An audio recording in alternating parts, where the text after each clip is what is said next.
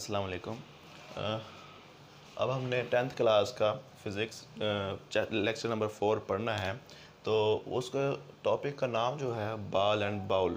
ये application of the simple harmonic यानी example of the simple harmonic motion है और ये वेरी इंपॉर्टेंट लॉन्ग क्वेश्चन है। इस वैसे तो इतना ज़्यादा नहीं है, लेकिन इस साल के बोर्ड के पेपर हुए हैं 2020 मैट्रिक के, उसमें ये लॉन्ग क्वेश्चन के तौर पे ये टॉपिक आया है। अनएक्सपेक्टेड क्वेश्चन था लेकिन पेपर में आ गया। तो ये अच्छा क्वेश्चन है, इसको आपने अच्छी तरह समझना है। अगर जिस बच्चे को सिंपल हार्मोनिक मोशन समझ अच्छी तरीके से आ गई है उसके लिए ये समझना भी आसान है। तो बॉल एंड बाउल सिस्टम, तो अब इस नाम से जाहिर है एक बाउल होगा यानी प्याला और एक बॉल होगी हमारे पास जो कि बॉडी जो वाइब्रेट करेगी। अब हम पहले इसको समझते हैं, फिर इसको यहाँ से रीडिंग भी कर लेंगे इसकी, ठीक है, क्योंकि थ्योरेटिकल सा छोटा सा टॉपिक है, इसको अच्छे तरीके से समझ लें। एक हमारे पास बाउल है, ठीक है, बाउल, और उसके अंदर हमने एक बॉल को रखा हुआ है। बॉल जो हम कोई भी बॉल ले लें, तो अब उस बॉल का जो वेट है एट पोजीशन ओ वो वर्टिकली डाउनवर्ड होता है। वेट ऑफ द बॉडी जो होता है हमेशा क्या होता है, वर्टिकली डाउनवर्ड। अब वो जो वेट है वो वर्टिकली डाउनवर्ड है। अब ये बॉडी वर्टिकल डाउनवर्ड है तो इसके ऊपर फोर्स लग ज़मीन इसको नीचे की तरफ खींच रही है, तो ये बॉडी नीचे क्यों नहीं गिर रही? तो अब उसका आंसर ये है कि ये जो बाउल है इस बॉल के ऊपर एक अप वेट के ऑपोजिट डायरेक्शन में यानी ऊपर की तरफ एक फोर्स लगा रहा है। वो जो फोर्स है उसकी जो मैग्नीट्यूड है वो इस वेट की मैग्नीट्यूड के बराबर है और उसकी डायरेक्शन है वो बॉडी की वेट की डायरेक्शन के ऑपोजिट है। तो जिसकी वजह से जो दोनों फोर्सेस यानी वेट और जो ये फोर्स जो लग रही है आर, जिसको हम नॉर्मल फोर्स भी कहते हैं, तो ये एक दूसरे के इफेक्ट को क्या कर देती हैं, कैंसिल आउट कर देती हैं। At the position O net force on the ball is zero. कि नेट फोर्स क्या है, ज़ीरो है। नेट फोर्स होती क्या है, नेट, अब याद रखना है नेट फोर्स का जो मतलब है वो सम ऑफ ऑल द फोर्स है, सम ऑफ ऑल द फोर्सेस। इसमें ऑल द फोर्सेस कौन से, वेट और नॉर्मल फोर्स। अब देखिएगा कि वेट प्लस नॉर्मल फोर्स, अगर हम वेट को पॉजिटिव ले लेंगे क्योंकि नॉर्मल फोर्स की डायरेक्शन वेट के ऑपोजिट है, तो नॉर्मल फोर्स को हम क्या ले लेंगे, नेगेटिव। अगर ये दोनों फोर्सेस क्या हैं आपस में, वेट और नॉर्मल फोर्स इक्वल है, इक्विलिब्रियम पोजीशन में, तो जो अगर हम इसको लिख दें कि W प्लस माइनस आर की जगह अगर W ही लिख दें माइनस, तो इसका सम कितना आ जाएगा, ज़ीरो। तो नेट फोर्स इस बॉडी के ऊपर क्या हो गई, zero. At the mean position यानी एट ओ पोजीशन के बॉडी की जो नेट फोर्स है वो क्या है, ज़ीरो है। इस वजह से ये बॉडी क्या है, मूव नहीं कर रही है, एट रेस्ट है, ठीक है।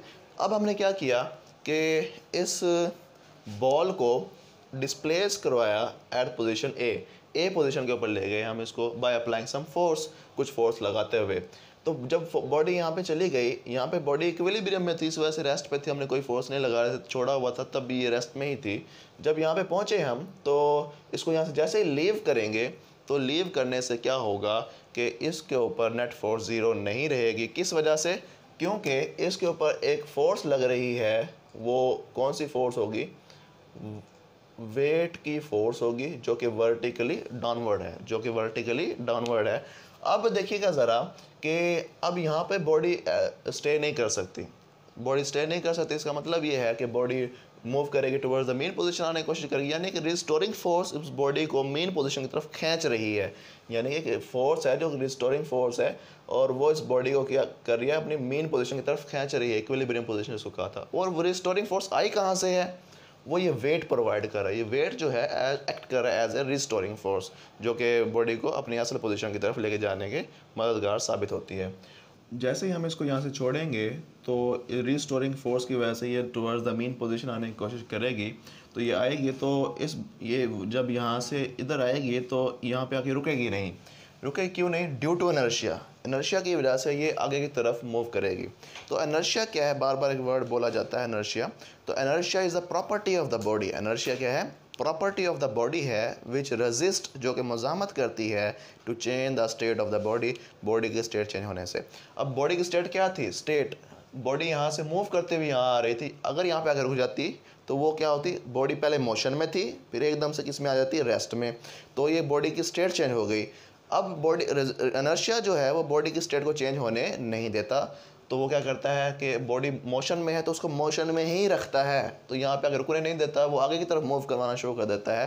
तो जैसे ही बॉडी यहाँ पहुँचेगी तो फिर दोबारा से मेन पोजीशन की तरफ आएगी, इस तरह से to and fro motion perform करती रहेगी।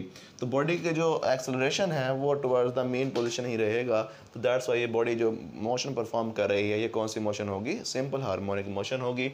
और इन द एंड क्या होगा, जैसे जैसे ये वाइब्रेट करती जाएगी, क्योंकि बॉल और बाउल के दरमियान फ्रिक्शन पाई जाती है, क्या पाई जाती है, फ्रिक्शन।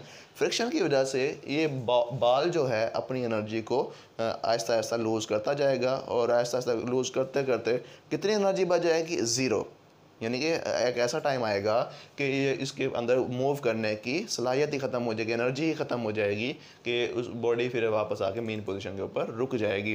तो फिर उसका मतलब ये होगा कि उसकी एनर्जी क्या हो जाएगी, ज़ीरो, और बॉडी क्या हो जाएगी, स्टॉप।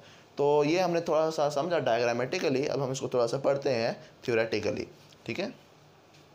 मैंने पहले बताया कि इंपॉर्टेंट क्वेश्चन है, इस बार ये लॉन्ग क्वेश्चन के तौर पे आया था।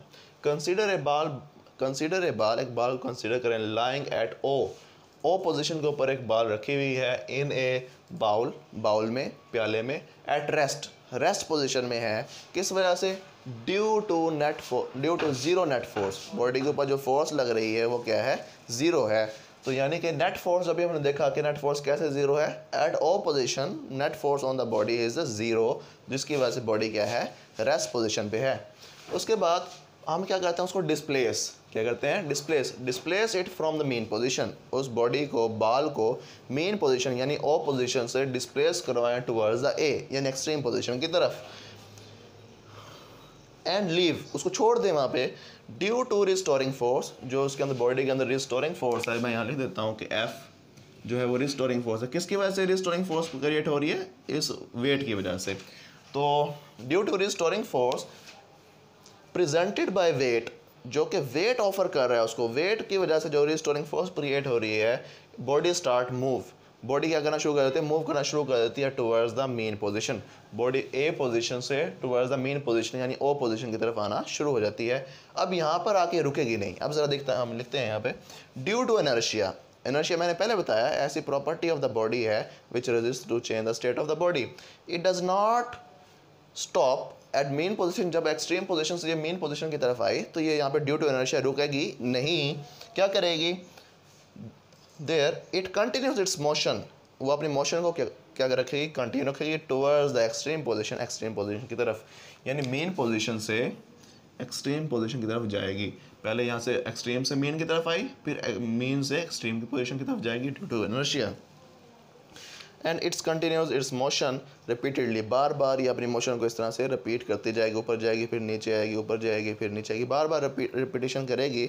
अब इस बार बार मोशन की वजह से, रिपीटेड मोशन की वजह से अब क्या है कि बाल और बाउल के दरमियान क्या हो पाई जाती है, फ्रिक्शन की पाए जाने की वजह से, ड्यू टू फ्रिक्शन की वजह से, आफ्टर सम टाइम, कुछ टाइम गुजरने के बाद, the energy of the body कौन सी है हमारे पास, बाल, रिड्यूसेस टू ज़ीरो।